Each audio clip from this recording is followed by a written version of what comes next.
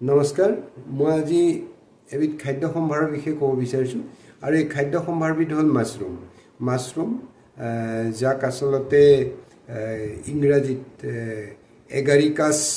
বায়োপৰাছ বুলি কয় আৰু ইয়াৰ ফেমিলিটো হ'ল এগাৰিচিয়া এই মাছৰুম আচলতে অকল অসমতে নহয় গোটেই ভাৰতবৰ্ষৰ বুলিয়ে নহয় গোটেই পৃথিৱীৰ মানুহে মাছৰুম খায় আৰু মাছৰুম আচলতে এক প্ৰকাৰ ভেঁকুৰ আৰু এই ভেঁকুৰ আচলতে বহুতে খেতি কৰে আৰু ইয়াৰে কিছুমান ভেঁকুৰ আছে আচলতে অতি বিষাক্ত আমি যদি এতিয়া মাছৰুমৰ বিষয়ে ক'বলৈ যাওঁ তো মাছৰুম আচলতে ই এক প্ৰকাৰ ইয়াক উদ্ভিদ বুলিও ক'ব নোৱাৰি আৰু ই মাংসজাতীয় খাদ্য বুলিও ক'ব নোৱাৰি ই এনেকুৱা এবিধ বস্তু ই যেতিয়া ই মাটিত হয় বা কিবা খেৰত হয় বা কিবা পুৰণা গছ চছত হয় ই হ'লে কি হয় তাৰ যিটো ৰুটটো আচলতে তাত যুগ ধৰি থাকি যায় আৰু ই এবাৰ উঠাই অনাৰ পিছত আমি যদি মাছৰুম খেতি কৰোঁ তো খেতি কৰিলে আচলতে এবাৰ যদি উঠাই আনো তাৰ পিছত আকৌ ই পুনৰাই সেই জেগাটোত আকৌ হ'বলৈ আৰম্ভ কৰে এতিয়া আমি জানি লওঁ মাছৰুমতনো আচলতে কি আছে মাছৰুমত আচলতে আমি যদি চাবলৈ যাওঁ মাছৰুম অজস্ৰ ভিটামিন মিনাৰেলছৰে ভৰপূৰ আৰু ইয়াত শৰীৰৰ কাৰণে অতি উপযোগী যিবিলাক উপাদান এই উপাদানবিলাকৰেও ই সমৃদ্ধ ইয়াত ভিটামিন B2 আছে B3 আছে B5 আছে ফলেট আছে পটাছিয়াম আছে ফসফৰাছ আছে সিলেনিয়াম আছে কপাৰ আছে ফেট ইয়াত কিন্তু নাই আৰু কাৰ্বোহাইড্ৰেট নাই কাৰ্বোহাইড্ৰেট যিটো আমি শৰ্কৰা বুলি কওঁ আৰু এই কাৰ্বোহাইড্ৰেট নথকাৰ কাৰণে আচলতে মাছৰুম ডায়েবেটিক ৰোগীয়ে আচলতে সুন্দৰকৈ খাব পাৰে আৰু ফেট যিহেতু তাত নাই তে যিসকল আচলতে শকত মানুহ তেওঁলোকে আচলতে মাছৰুম খাব পাৰে এতিয়া মাছৰুমত আচলতে ফসফৰাছ আৰু সিলেনিয়াম থকাৰ কাৰণে মাছৰুমত ফসফৰাছ যথেষ্ট পৰিমাণে ফসফৰাছ আছে সিলেনিয়াম আছে কপাৰ আছে যাৰ কাৰণে আচলতে যিসকল মানুহৰ যৌন ক্ষমতা যিসকল মানুহৰ যৌন দুৰ্বলতা থাকে তেওঁলোকে আচলতে ফসফৰাছ আৰু সিলেনিয়ামৰ কপাৰ থকাৰ কাৰণে মাছৰুম খাব পাৰে আৰু মাছৰুমটো যদি তেওঁলোকে খায় আচলতে তেওঁলোকৰ আচলতে এই যি যৌন দুৰ্বলতাত যথেষ্ট ই অৰিহণা যোগাব ইয়াক আপলিফ্ট কৰিবৰ কাৰণে যথেষ্ট সহযোগ কৰিব এতিয়া যদি আমি মাছৰুমৰ অপকাৰিতাৰ বিষয়ে চাব যাওঁ মাছৰুম আচলতে কিছুমান মাছৰুম অতি বিষাক্ত মোৰ চিকিৎসা জীৱনতে মই যেতিয়া চাকৰি কৰি আছিলোঁ তেতিয়া মই পাইছোঁ যে বহু মানুহ মাছৰুম খাই পেলাই বিপদৰ মুখামুখি হয় আৰু কেতিয়াবা এনেকুৱাও হয় যে ই ইমান ভয়ংকৰ বিষাক্ত ৰূপলৈ ৰূপান্তৰ হয় যে কেতিয়াবা মানুহৰ মৃত্যু পৰ্যন্ত হ'ব পাৰে কিন্তু মৃত্যু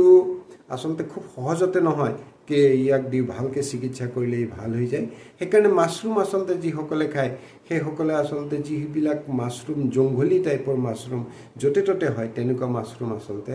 খাব নালাগে আৰু খালেও এজন অভিজ্ঞ মানুহৰ হতুৱাই দেখুৱাই ল'ব লাগে যে এই মাছৰুমটো খাব পাৰি নে নোৱাৰি এতিয়া ইয়াৰ উপকাৰিতাৰ বিষয়ে যদি আমি ক'ব যাওঁ ই যথেষ্ট পৰিমাণে পুষ্টিকাৰক আৰু মাছৰুমে আচলতে কি কৰে মই আগতে কৈছোঁ যে ই এবিধ ভেঁকুৰ আৰু এই ভেঁকুৰ হোৱাৰ কাৰণে ই আচলতে বেক্টেৰিয়া মাৰিব পাৰে আপোনালোকে জানেই যে পেনিচিলিনৰ আৱিষ্কাৰো আচলতে এই ভেঁকুৰৰ পৰাই আৰম্ভ হৈছিলে কাৰণ ভেঁকুৰৰ এনেকুৱা কিছুমান ঔষধি গুণ আছে যে ই আচলতে কিছুমান বেক্টেৰিয়া যিবিলাক বীজাণু এই বীজাণুবিলাকক মাৰিব পাৰে আৰু মাছৰুম যদি আমি খাই থাকোঁ তেতিয়াহ'লে আমাৰ যি শৰীৰৰ প্ৰতিৰোধ ক্ষমতা যাক ইমিউনিটি বুলি কয় এই প্ৰতিৰোধ ক্ষমতাটো আচলতে যথেষ্ট পৰিমাণে ভাল হয় আৰু যিকোনো ধৰণৰ ৰোগক বাধা দিব পৰা যিটো ক্ষমতা শৰীৰৰ বাঢ়ি যায় আৰু মাছৰুম আচলতে এণ্টিঅক্সিডেণ্ট হোৱাৰ কাৰণে আচলতে শৰীৰৰ ই যথেষ্ট উপকাৰ সাধন কৰে আৰু মাছৰুম আচলতে এণ্টি কেঞ্চাৰ বুলিও কোৱা হয় মাছৰুমে আচলতে যিসকল কেঞ্চাৰ ৰোগী তেওঁলোকে যদি মাছৰুম খাই থাকে তেতিয়াহ'লে আচলতে কেঞ্চাৰৰ চেলবিলাক যিবিলাক ডেভেলপ হৈ থাকে এই কেঞ্চাৰৰ চেলবিলাকৰ ডেভেলপমেণ্টটো ই আচলতে বাধা প্ৰদান কৰে আৰু কেঞ্চাৰ চেলবিলাক ডেভেলপ হ'ব নিদিয়ে মই মোৰ বহুত আগৰ ভিডিঅ'বিলাকত মই কৈছোঁ যে আমাৰ বহুত এনেকুৱা কিছুমান খাদ্য আছে যিবিলাক খাদ্য আমি আচলতে নিয়মীয়াকৈ যদি খাই থাকিলে আচলতে বহু ক্ষেত্ৰত কেঞ্চাৰ প্ৰতিৰোধ আমি আচলতে কৰিব পাৰোঁ আমি যিবিলাক আধুনিক খাদ্য সম্ভাৰৰ ভিতৰত আমাৰ যিবিলাক ফাষ্ট ফুড আছে ফাষ্ট ফুডবিলাক আমি এৰিব লাগে আমাৰ যিবিলাক আসলে ট্ৰেডিশনাল ফুড আমাৰ যিবিলাক আমাৰ যিবিলাক পাৰম্পৰিক যিবিলাক খাদ্য সম্ভাৰ এই খাদ্য সম্ভাৰবিলাকত আমি সদায় গুৰুত্ব দিব লাগে আৰু আমি এটা কথা আমি জানো যে মাছৰুম অজস্ৰ মাছৰুমৰ যিটো প্ৰজাতি মানে স্পেচিছ বহু হাজাৰ হাজাৰ প্ৰজাতি আছে সেইকাৰণে মাছৰুম খাওঁতে খুব সাৱধান সেইকাৰণে আৰু বনৰীয়া মই অলপ আগতে ক'লোঁ যে বনৰীয়া মাছৰুম আমি আচলতে খাব নালাগে আৰু বনৰীয়া মাছৰুম খালেও আমি আচলতে এজন অভিজ্ঞ মানুহৰ হতুৱাই সেই মাছৰুমটো দেখুৱাই ল'ব লাগে যে এইটো মাছৰুম আচলতে খাব পাৰি নে নোৱাৰি নমস্কাৰ মোৰ বিশ্বাস আছে আপোনালোকে মোৰ ভিডিঅ'টোৰ পৰা যথেষ্ট উপকৃত হ'ব আৰু আপোনালোকে আজিৰ পৰা মাছৰুম খাবলৈ আৰম্ভ কৰক আৰু মাছৰুম খালে আপোনালোকে আচলতে মাছ মাংস খোৱাৰ প্ৰয়োজনীয়তা প্ৰায় নাথাকে আৰু আমাৰ শৰীৰৰ কাৰণে আপোনালোকে জানে মই আগতেই কৈছোঁ যে আমাৰ শৰীৰৰ কাৰণে আচলতে মাছ মাংসতকৈ আমি আচলতে